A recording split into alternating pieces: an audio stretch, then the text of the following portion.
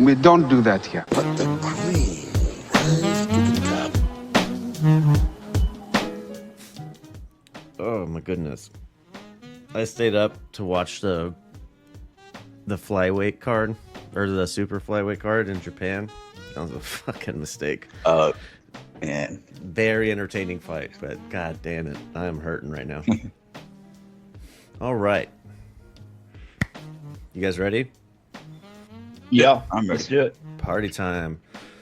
All right, welcome back, beloved listeners, to the Ultimate Fucking Casual. Who are we? I'm Leo, joined by the homie Nathan and Isaac. Gentlemen, how are we on this fine July Sunday? Tired. Good. A little bit tired, no lie.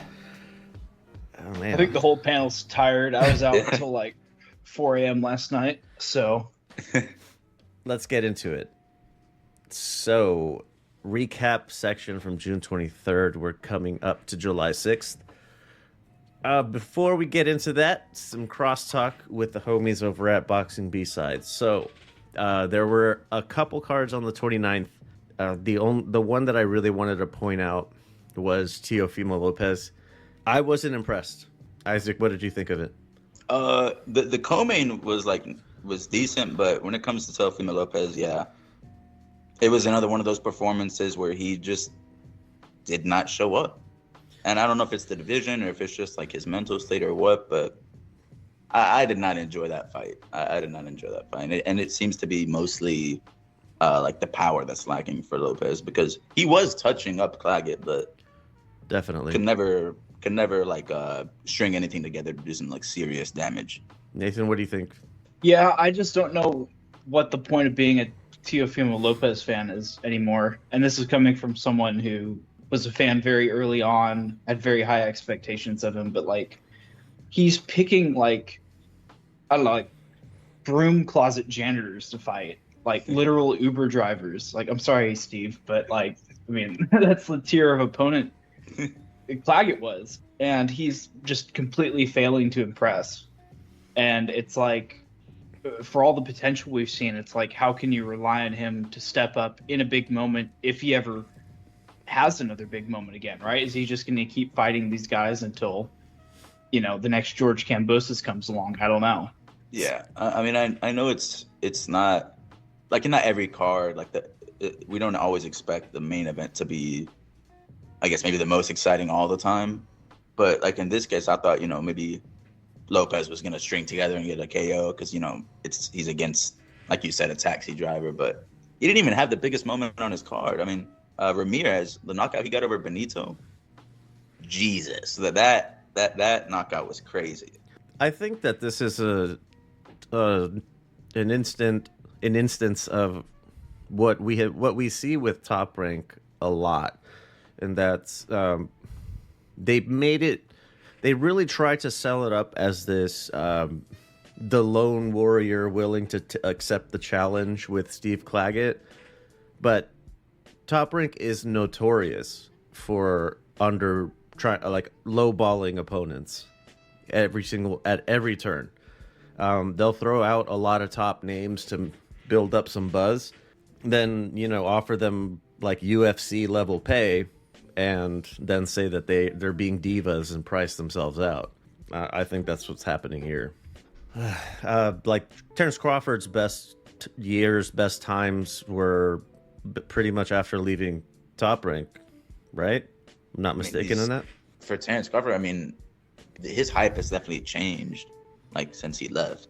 Yeah, I would say, like he's like skyrocketed, in my opinion. After, Yeah, but even when Crawford was with Top Rank, he was like finishing guys in spectacular fashion. Even if you hated the matchmaking, he was like, I mean, he was folding guys. Yeah, Julius Ndongo. Who the fuck is that? Question mark. Yeah, exactly. And Crawford got him out in what, 2? This is the type of shit that Teofimo's supposed to be finishing like with an exclamation point, not just a period at the end of it. This is supposed to be where you show out like, this is not the caliber of opponent. Well, are you not entertained? And bring me a good name. yeah, Yeah, I I mean, expect more I expect more from someone called The Takeover. Yep. 100%. Yeah, I mean, he's fallen into the same category of boxer as like Shakur Stevenson, right? Like you're Yeah. supposed to be insanely talented, but you're taking nothing but like tune-up opponents, and you always are. You're boring now. That's what you are. Under-delivering. You're not. Yeah. Every time. Yeah. Yeah. Unfortunate. Because he was exciting. He was really exciting. Yeah, I think his power just has not translated up to Yeah. 140. I think that's a big part of the problem. But I mean, he just fights with a negative IQ sometimes, and he's like, "What do you like? What is your goal in this fight?" It's like he's sparring every time he goes out and boxes. Now he's not trying to win. Speaking, actually, this is a good transition point of the Shakur Stevenson category of why are you not doing more with this? But in Shakur's case, it's at least we already knew that he didn't have a whole lot of power, even when he was at like 26 and 30. So not having it at 35 just continues that motif. But so Shakur Stevenson on July 6th yesterday, he stunk out the Prudential Center. Goodness gracious. Artem Harutyunyan, to his credit, did at least try for, I don't know, 6, 7, 8 rounds. And then towards the end, he kind of got on his bike a little bit, a lot of it. But nonetheless, like even still, this is the type of shit that Shakur's supposed to be finishing. For everyone, for him saying I should be in the pound for pound conversation. Like, what the fuck is this? Your hometown fans are leaving in the 9th round. Goodness, it was sad to see. It was super sad to see. Yeah, it was rough. He just can't. Like, it's so annoying watching Shakur fight because we know he could be more exciting. Like, because he has a good style. I'm not expecting him to get one punch KOs. I'm not expecting that, but like just string something together to like overwhelm the opponent. But he just doesn't have like an aggressive switch that he can, turn on and off. He just doesn't have that. But I can tell you this: Tank would have finished him. Tank would have absolutely finished that fight. Yeah, and the alternative to like actually him stopping someone, at least style on them, like late Floyd Mayweather, right? Like he didn't get a whole lot of knockouts in the latter end of his career, but he was still really fun to watch because he was boxing guys up to such an insane degree. I mean, we saw it even early in that card. I think like Keyshawn Davis, he was hitting the Mexican Madueño. He was hitting him with like crazy powerful shots, but he just had a good chin. Yeah. Even though he couldn't get the knockout, he was doing like the matador, like the bull. He was making it exciting. Yeah. Like he was. I mean, he knows it's an entertainment game too, not just a pure sport. Unfortunately, that styles make fights, but styles also make revenue, my man. And nobody's gonna pay you the money that you say that you're worth if you're not at least doing the type of shit that Keyshawn was doing to try and jazz it up a little bit. And Madueño was also making it pretty grimy. So, there was some, I guess, drama, if you want to put it that way. Yeah. Actually, speaking of sad things, the co-main event, O'Shaquie Foster got wow. I've seen some bad ones. Yeah. Robbery of the year ones so far. Robson Conceição takes his WBC 130 title.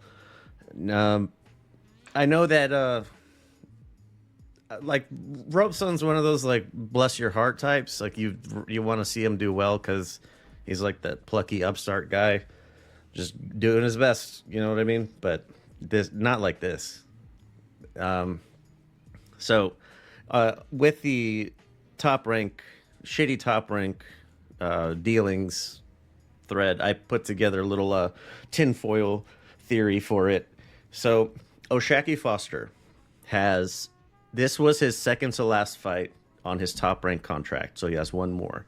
Now, Top Rank notoriously also they always, when they have a title fight, they get options on the fighters that are in the fight. Now, so they rob Foster, then as he should, gets the immediate rematch.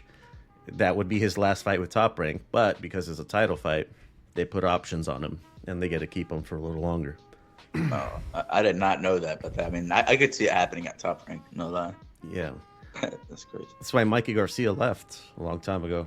This was such a bad decision. Like I know it was split. I haven't even seen anyone try to mention like, oh, it was close.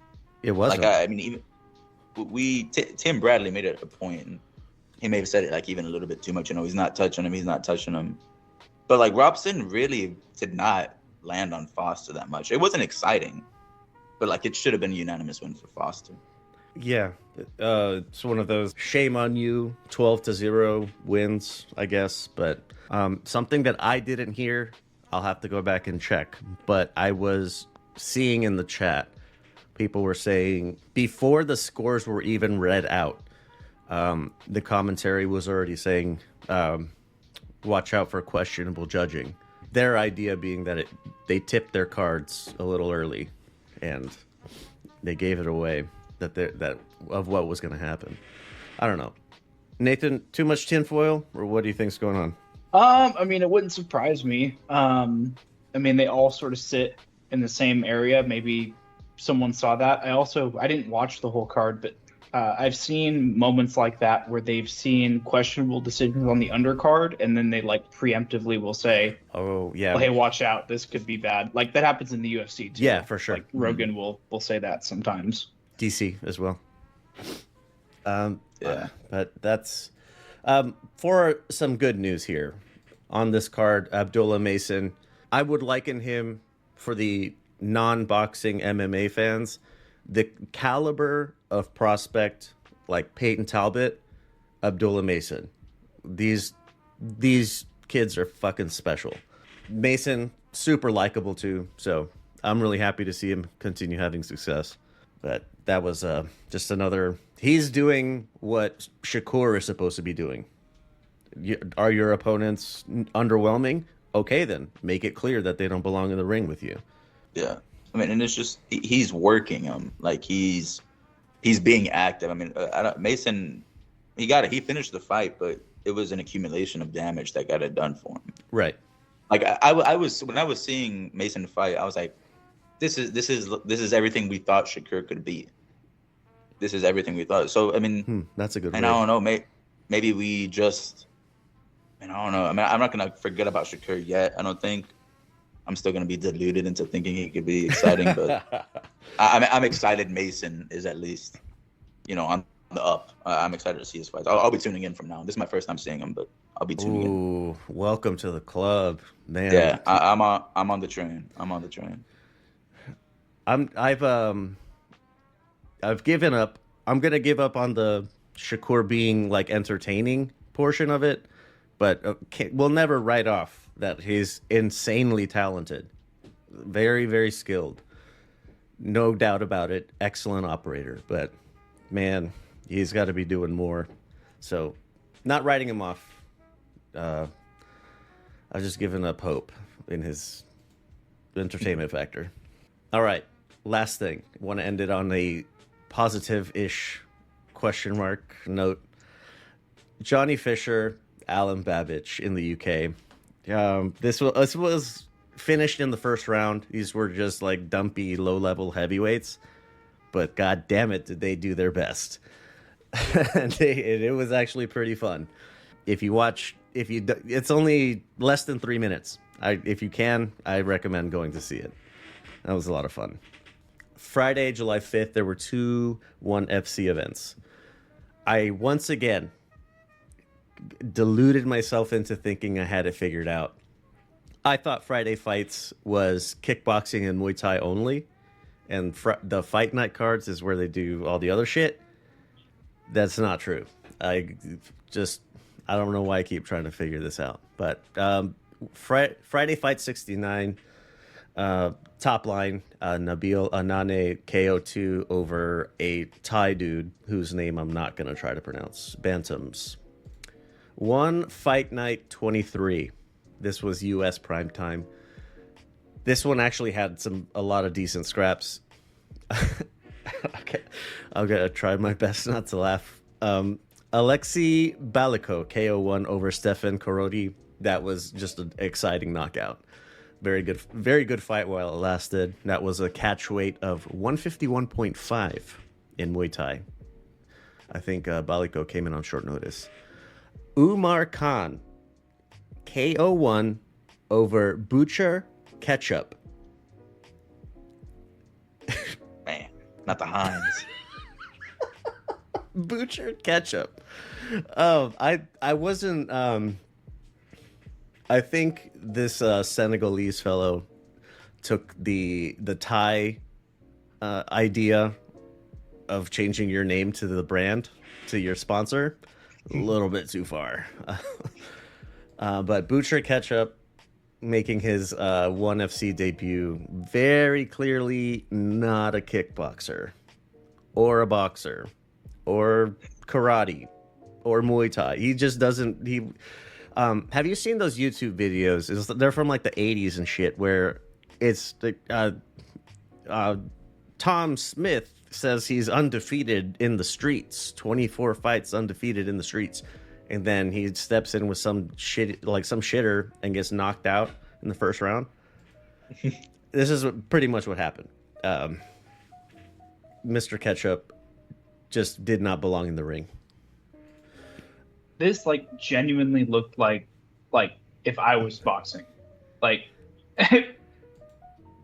mean, did you see this? just the way that they were throwing, the way that they were throwing punches. I mean, it looks like someone who's never thrown a punch before, and unfortunately, That's me. But that's neither here nor there. He didn't. He looked like you said, they brought in some rando off the street. I think because they were trying to say that Khan and Ketchup were, since they're both from Senegal, that they're like hometown rivals or some shit. And I don't think that's the case. Khan looks like he's been fighting for at least a little bit. And yeah, Ketchup, I don't know, man. Try mustard next time. Moving up. Black Panther KO2 over Ali Salduev. This was a catch weight of 139.25 Muay Thai. Black Panther was fucking sick. Highly recommend checking him out. For me, this was one of the... I tried to make it one, but I had to split it. This was my first pick for fight of the card. Bampara Kuyate stops Luke Lessie in 3. The back and forth in the last round, phenomenal. That I would probably put that in for like round of the year, probably. It was that good. And Nico Carrillo stops Siampatek Pet. God, I'm done with Thai names. I'm really sorry, guys. Nico, Scottish, first-rated bantam in Muay Thai. And yeah, it fucking shows. But there you have it. There's other shit that happened on the card, but those were really the only fun ones. Now,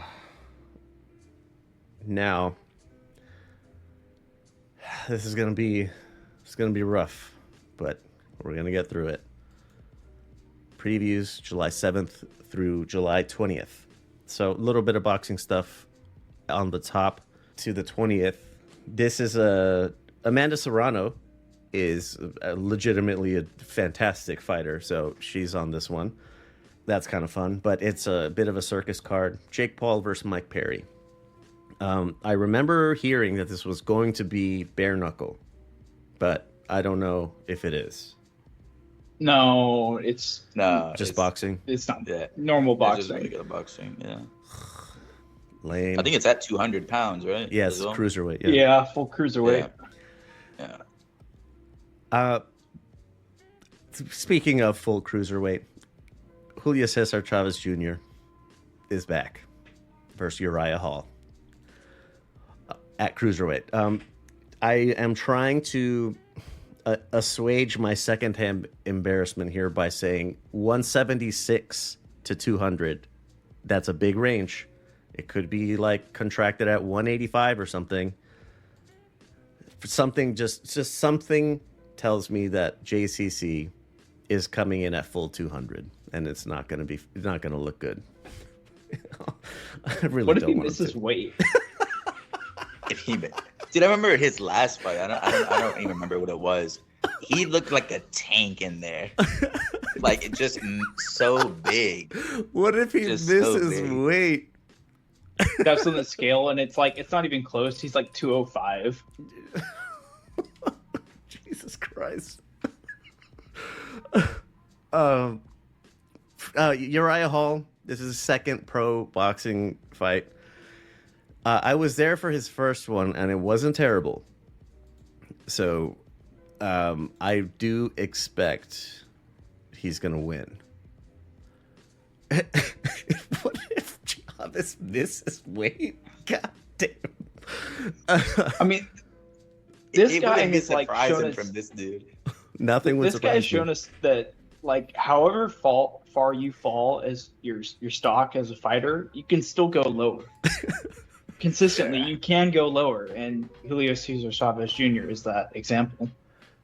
Dude, he started with everything, man. I remember like just, I mean, his last name alone, like offered him so many opportunities, but just all of it. Is He was gone. born on third base and Yeah. thought like he hit a home run when he got his first belt. Like, bro, no, you didn't. Not even close. He started on third base and he ended up in left field. He still fouled out somehow. Stadium, yeah. So his last fight was 2021, December of 21. David Zagara.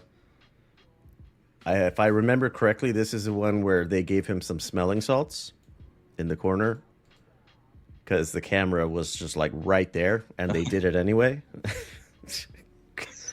And then before that, he had lost to Anderson Silva. Which is well done, Julio. Well done. I'm very proud of you. I'm sure your dad is too. But there you go. That's boxing coming up. It's a little bleak for us too over on that side of the street. So don't feel too bad about it. Moving on. A lot of Korean people on this one. Telling me you're Iron not Turtle. like just on the edge of your seat waiting to watch Doohoo Choi. I actually Like am excited to see Bill Algeo because Uncle Algeo is 10,000 days sober. I'll have you know. that's right. That's him. right. So yeah, let's just get this shit out of the way. July 20th. I really don't feel like saying the whole thing. Top of the prelims: Cody Durden versus Bruno Silva. The rest are on the website. Have fun with that. On the main card, Kurt Holloway versus Kanan Kruszewski. Lightweights. Doo-Ho Choi versus Bill Algeo. Featherweights. Steve Garcia versus Sungwoo Choi. Featherweights. Brad Tavares. Not bad. Not a bad name to have on. And Jun Young Park, the Iron Turtle. This to me is this is the fight of the night. Yeah. That's really it. Amanda Lemos versus Verna Jandaroba. Strawweights. Iron Turtle and Tavares are middles. I don't even have anything to say about that main event. I don't either. Like there's just, I mean, I can't like scrounge up any words to describe. I mean, like you said, I'm looking more forward to the co-main.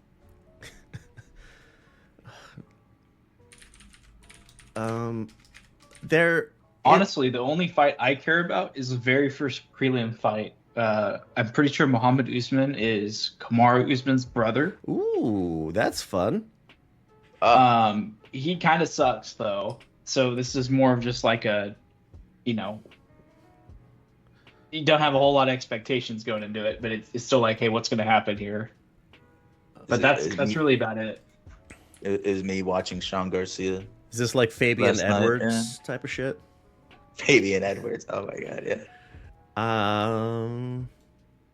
I tried. I really tried looking for. Is there something in ONEFC, fucking Bellator, PFL, anything that could just put a little bit more shitty meat nonetheless on this bone that we got thrown here. Yeah. There's not much, but during the show we've had a breaking piece of UFC news, and that is Bobby Green has officially changed his name to King Green. To King Green. Oh my god! Mm-hmm. I thought that already happened. Are we just gonna see King Green now? Like on his tail of the tape? Yep. That'll be it. He'll make his debut fight, at 3 or 4. That fight is actually exciting. There's a whole storyline to it. Damn. I know everyone was just on the edge of their seat waiting to hear that news. We're all elated. I'm going to guess. Hold on a second. I want to get the. Was it? I'm guessing this is coming. That decision came off of the Jalen Turner late stoppage. Just fucking brain dead move. Like, why the fuck are you doing this? I don't even. I feel like I remember seeing an interview with him talk about the name change, but I don't recall when it was. Maybe that knockout it changed. It probably changed something about him. Rearranged his personality. Yeah, that's what we were saying in the immediate aftermath. Was like, that's the type of shit that's gonna take some years off of his life, if not dying sooner. Like he's gonna go into dementia sooner. Yeah, and it's that not gonna be so bad. It's not gonna be good for him or his families, especially. That referee. I hope he's not working anymore. He probably is, though. I haven't seen any announcements from my blushing bride, Mackenzie Dern. Man, I can't dig through this shit anymore. That actually has me a little salty right now. Lomachenko stepping aside. It's like, fuck me. We're finally going to see something with Lomachenko. How credible is that source? Who is reporting that? Actually, good question. Let me check. Because I saw that while the Shakur card was going on, somebody had brought that up. Yeah, I think I saw that. I don't remember who, but yeah, I saw that mention. Let me see here. One of Tank's camp, Kenny Ellis. Oh yeah, Coach Kenny. Yeah, Coach Kenny was reporting it. So, well, that seems pretty credible to me. Yeah. Yeah. I think I gotta side with Nathan on this one. Given Lomachenko, he's in his late 30s. Extra time's not going to, he's not going to get rusty or anything. Not at this point. It'll do him better, if anything. But I don't know. People will find a way to say that, if Tank were to knock out Lomachenko, just hypothetical, not saying that's going to happen. We would still hear of ways to just say that it didn't happen, and Lomachenko's still basically undefeated.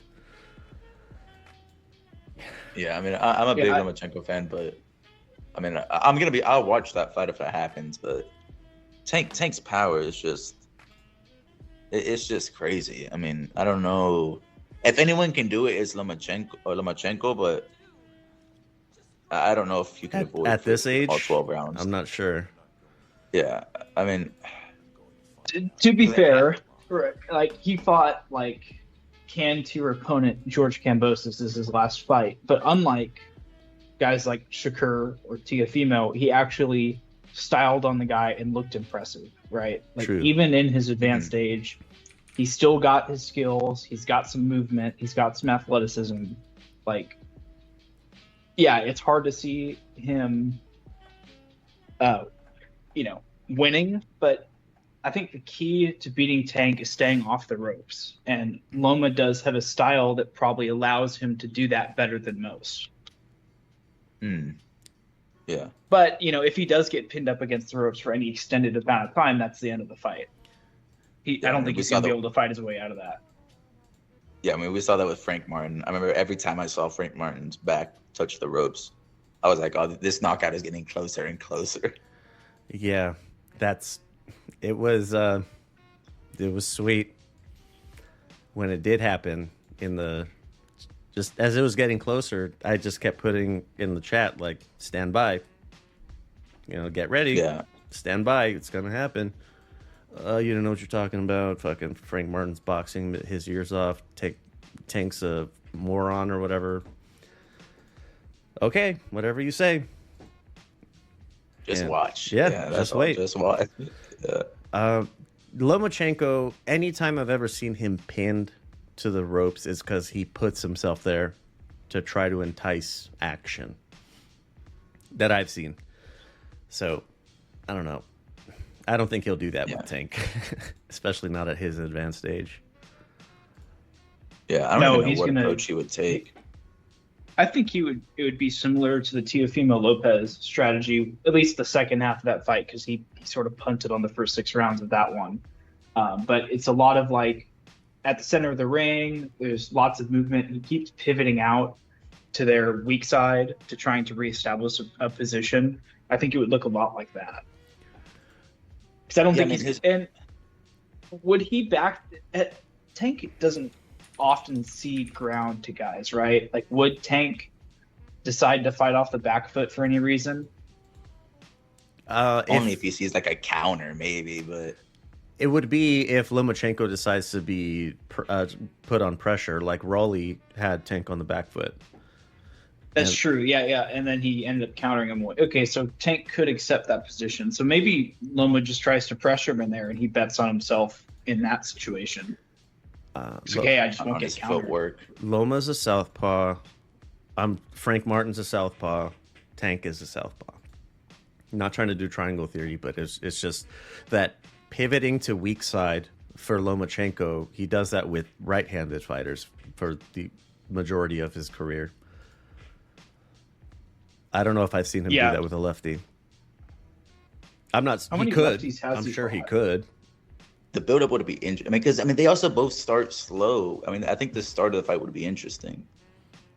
Like neither fighter, starts No blitz. putting together for sure. combinations. Yeah, there's no blitz at the beginning.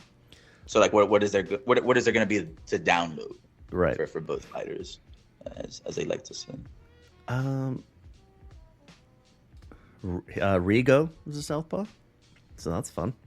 Oh, he did bad things to Rigo. I mean, totally different Rigo fight, but he stunk did it bad out. things to him.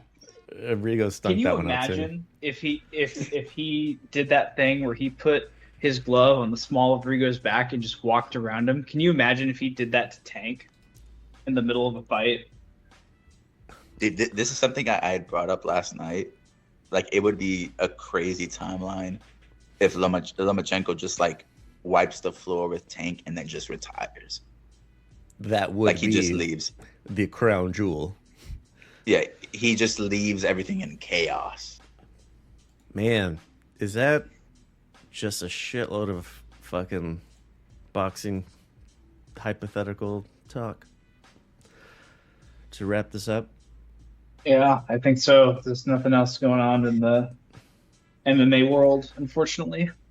Yeah, I think Bam and Estrada was like the only other thing that happened.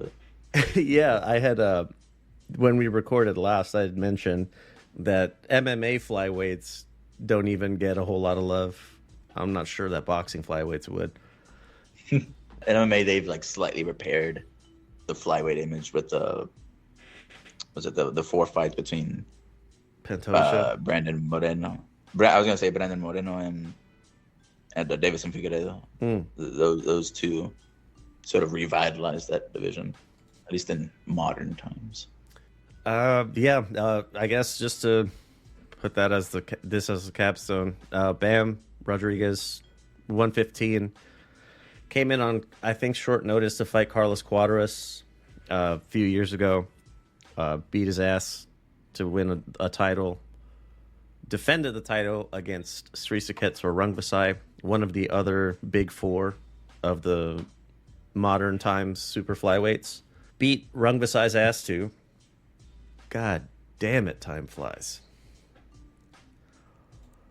Yeah, we're already halfway over, I think. Oh, that's halfway over right. the year now, yeah. We are going to be getting our midway of the year picks. What were the categories? So I have fighter, new face. Fucking you! If you're listening to this, you already know who it's going to be. Upset, stoppage could be. You could pick a KO, a submission, or both. Comeback, villain, hero, and yeah, we might have a drip call in for his. So there you have it. Those are going to be our mid-year categories. If there's anything I missed, Not that I can That's all. remember. no saved rounds. All right. All right. Oh, wait a second. Are we doing parting words? Does it really matter? I don't know. Stay strong out there. Don't get cranked if I wouldn't. Yeah. Hold fast. Yeah. Yeah, we're in the trenches right now, but just hold on to the hope. Remember, August 3rd, we have Bud Crawford. Dude, We will be it's back. heavy. Yeah, we will be back. We're in the trenches at the moment, but Yeah. we're going to dig ourselves out here in a bit. When we reconvene, we'll be back with. There'll be more shit going on. So that's going to do it for this bleak edition of the Ultimate Fucking Casual. There aren't going to be any fucking casuals hanging around for this one. We'll see you guys next time. Hey, if you're here at the end, thank you as always for listening to the Ultimate Fucking Casual. If you have any questions, comments, concerns, whatever the fuck the case is, 833-589-7637. If you have comments about this episode, this podcast, anything on Lux Media, that's where you can hit us up. If you want to get your commentary put into the show, call, goes directly to voicemail, or text too, that's fine if you prefer. Either way, it's anonymous. I don't know who you are if you don't tell me. 833-LUXPODS, that's the number. Social media stuff, LVX Media Net, everywhere. If you cannot find it, we're not on it. Keep in mind, if you go to social media stuff, you're going to see more than just MMA or boxing, you know what I mean? There's a lot of other stuff going on. So keep that in mind. And if you want to check out the MMA calendar, luxmediashows.com is where you can do that. So we will be back soon. All right, check you next time.